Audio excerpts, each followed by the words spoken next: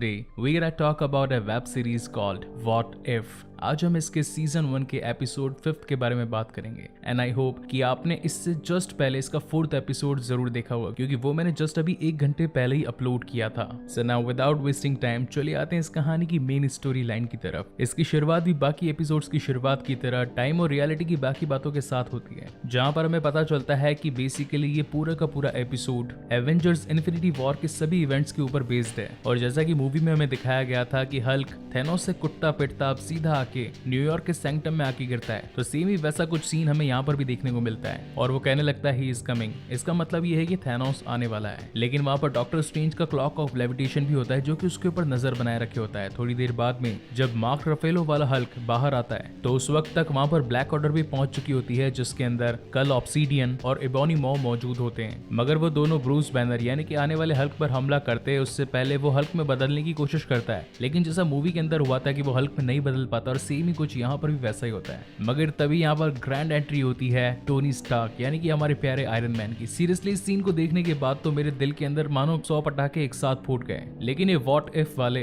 बिना कांड के तो कोई सीरीज को कंप्लीट कर ही नहीं सकते। तो यहाँ पर ट्विस्ट ये आता है कि वहां पर टोनी स्टार्क के साथ में होंग भी मौजूद होता है, जो कि दोनों अब एक ज़ॉम्बी में बदल चुके होते हैं और वो आते ही सबसे पहले तो एबोनी मॉ और साथ ही कल ऑब्सीडियन को पेल देते हैं। लेकिन तभी वहां पर होप वैन पहुंच जाती है और अपने चींटियों की आर्मी की मदद से उन सभी ज़ॉम्बीज को खत्म कर देती है। और उसके बाद में उसे एक फ्लैशबैक बताती है कि आज से कुछ टाइम पहले मेरे पिता हैम्पिंग अपनी वाइफ यानी कि मेरी मॉम को क्वांटम रियल में ढूंढने के लिए गए, जहां पर मेरी माँ को गए हुए अराउंड 30 साल हो चुके थे। और जब मेरे फादर ने देखा तो उन्हें पता चला कि क्वांटम रियल में कुछ ऐसे वायरस थे जिन्होंने जेनेट वेड 9 को इन्फेक्टेड कर दिया था और उसी की वजह से आज पूरे शहर के अंदर सभी लोग ज़ॉम्बी बन चुके हैं। वहीं पर सीन शिफ्ट होता है स्पाइडरमैन की तरफ, जो कि न्यूयॉर्क के अंदर व्लॉगिंग कर रहा होता है, जहां हमें इस एपिसोड के कुछ और किरदार भी दिखाए जाते हैं जैसे कि Kurt, Happy Hogan, Sharon Carter, Bucky Barnes और डोरा मिलाजे की ओकायो। लेकिन देखते ही देखते यहाँ पर भी ज़ॉम्बीज का अटैक हो जाता है, जहाँ पर सबसे ज्यादा खतरे की बात तो ये थी कि अब जो मेन एवेंजर्स की टीम में शामिल थे वो लोग भी अब इन ज़ॉम्बीज की चपेट में आ चुके थे और खुद भी एक ज़ॉम्बी बन चुके थे, जैसे कि फैल्कन, हॉकाय और साथ ही अब खुद हैप्पी होगन, क्योंकि उसे भी एक ज़ॉम्बी ने काट लिया होता है।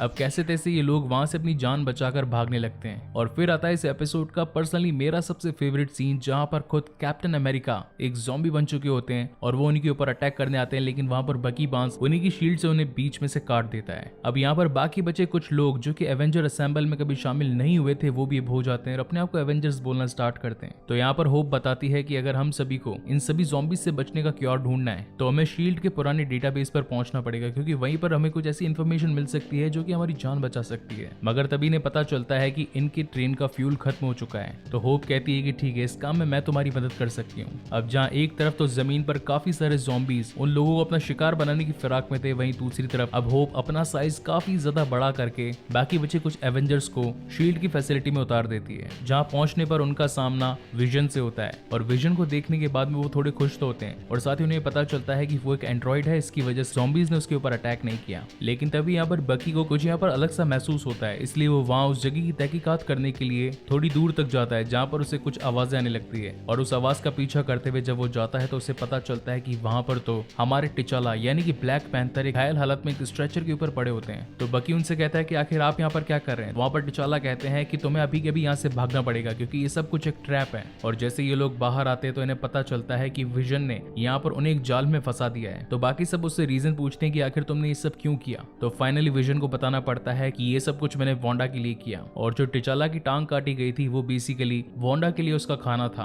क्योंकि वो खुद भी अब एक ज़ॉम्बी बन चुकी है। अब एक तरफ तो इनकी बातें चली रही थी, वहीं दूसरी तरफ अब वांडा अपनी सिक्योरिटी को तोड़कर बाहर आ जाती है और एक एक करके बाकी सभी एवेंजर्स पर हमला बोल देती है, जहां पर सीरियसली इस पूरे एपिसोड की सबसे तगड़ी फाइट दिखाई जाती है। और एंड में यहाँ पर बकी सबके सामने आता है और कहता है कि तुम यहाँ से निकलो, वांडा को मैं संभालता हूँ। और अब वो खुद वांडा से सिंगल 1-to-1 फाइट करना स्टार्ट करता है, जिसमें ब्रूस बैनर भी हल्क बनकर उसका साथ निभाता है। मगर वहां से निकलते वक्त उनके प्लेन को रोक लेती है होप, क्योंकि वो खुद भी अब एक बहुत ही बड़ी ज़ॉम्बी में बदल चुकी होती है। लेकिन कैसे तैसे करके हमारे टिचाला जी उस क्वीन जेट प्लेन को अपनी फुल स्पीड में बढ़ाकर वहां से निकाल लेते हैं और इसके बाद में बचते हैं तो सिर्फ और सिर्फ 3 एवेंजर्स, जिनके अंदर शामिल थे स्पाइडरमैन जिसके पास में अब क्लॉक ऑफ लेविटेशन भी था, वहीं पर एंटमैन जिसकी सिर्फ और सिर्फ अब एक मुंडी ही बची थी यानी कि हमारे स्कॉट लैंग, और हम सभी के फेवरेट चैडविक बॉसमैन यानी कि ब्लैक पैंथर। और अब ये सभी लोग डिसाइड करते हैं कि वो यहाँ से वकांडा चले जाएंगे और वहीं पर माइंड स्टोन की मदद से इन सभी ज़ॉम्बीज का क्योर ढूंढेंगे, क्योंकि विजन ने वहां से उन सभी एवेंजर्स को निकालते वक्त अपनी जान उन लोगों की सेफ्टी के लिए कुर्बान कर दी थी। और इसी के साथ ये एपिसोड यहीं पर खत्म होता है। वहीं पर इसके छोटे से पोस्ट क्रेडिट सीन में हमें दिखाया जाता है कि अब धरती पर पहुंच चुका है द ग्रेट थैनोस, जिसके हाथ में सारे के सारे इन्फिनिटी स्टोन है इंस्टीड ऑफ माइंड स्टोन। यानी कि इसका मतलब साफ है, इसके लास्ट और फाइनल एपिसोड में हमें एंड गेम से रिलेटेड पूरी स्टोरी के इवेंट्स दिखाए जाएंगे। सो गाइज, आपको ये वीडियो कैसा लगा प्लीज मुझे लाइक और कमेंट करके जरूर बताइएगा, और अगर पहली बार इस चैनल पर आए हैं तो इसे जरूर सब्सक्राइब भी कीजिएगा। इसके बाद में मैं इसका नेक्स्ट एपिसोड जल्दी ही आप सभी लोगों के लिए लेकर आऊंगा। सो तब तक के लिए keep watching and stay safe, and one more time thank you very much for watching this video. मिलते हैं अगले वीडियो में।